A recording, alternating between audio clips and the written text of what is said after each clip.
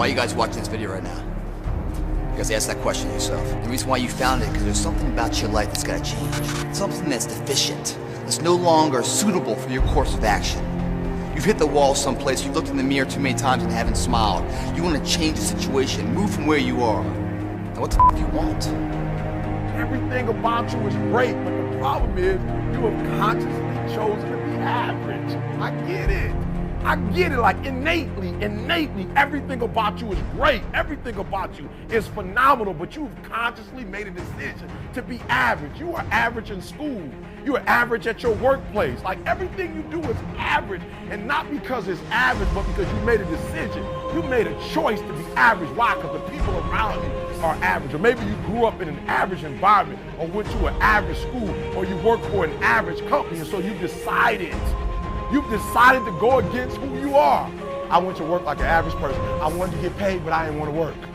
That's average. Average people want to get paid, but they don't want to do no work. I came whenever I wanted to. I expected more out of the boss than I expected out of myself. You are phenomenal. You are beyond measure. I need you to act like it. When you wash your car, you spend an hour washing your car. You finish washing, you put the hoses, everything away, the brushes, and come outside to look at the job you did, but you notice the spot's missing. What do? Do you re-grab the hose and pull it all out and finish the job right, or do you say, you know, it's good enough? It's good enough. See, the thing about good enough is we don't know if it's enough. Until the end hour, the final hour, and everything's on the line. That's when we find out if it is enough. If we come up short, man, doesn't that suck? It's how you look at something. If your name's attached to it, and you do it right, the best of your ability every single time. If you're dusting your countertops, do you dust around the picture frame, or do you pick the up and dust the entire thing? Do the job right or don't do it at all. That's the same person who has his hand raised on the podium one day. Same motherfuckers. So that's why you go to the basketball games. I got it now. That's why you spend hours watching your favorite athlete, right? Because when you watch them, there's something about you that's attracted to that greatness because there's something in you that's great. So that's why you watch him, because it's easier to watch him reach greatness than it is for you to put in sweat, blood, and tears to become great. That's why you put those headphones on and you just shut the whole world out and you listen to your favorite artists. You're listening to them sing or you're listening to them rap, and deep down inside, you hurt when you listen because it should be you.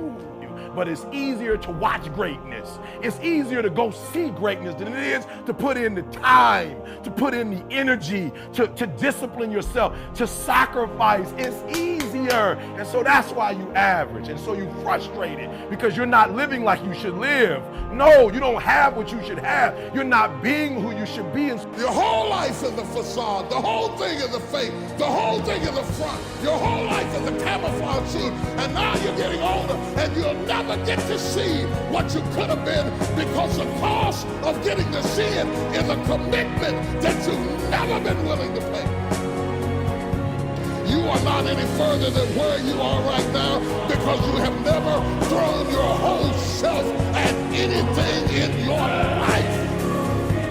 And the truth that I had to come to grips with, that I wasn't in charge of my destiny.